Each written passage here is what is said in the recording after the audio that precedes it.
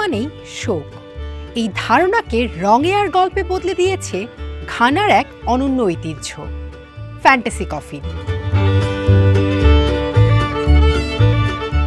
স্থানীয়ভাবে যাকে বলা হয় আবেবুয়ো অর্থাৎ প্রবচন।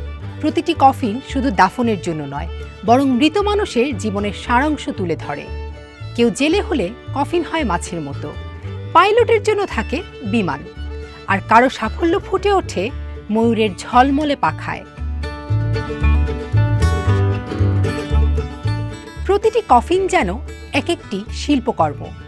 কাঠ কাটা থেকে রং করা, সব মিলিয়ে শেষ হতে সময় লাগে প্রায় 2 সপ্তাহ।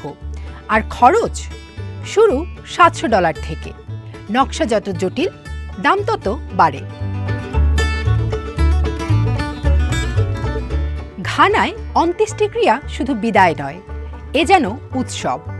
পরিবার প্রিয়জনকে শেষবারের মতো ঘিরে ধরে নাচ, গান আর রঙিন আয়োজনে।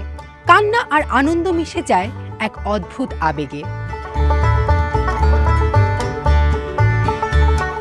স্থানীয়দের কাছে এটি শ্রদ্ধা জানানোর প্রতীক হলেও বিদেশি সংগ্রাহকদের কাছে ফ্যান্টাসি কফিন হলো শিল্পকর্ম।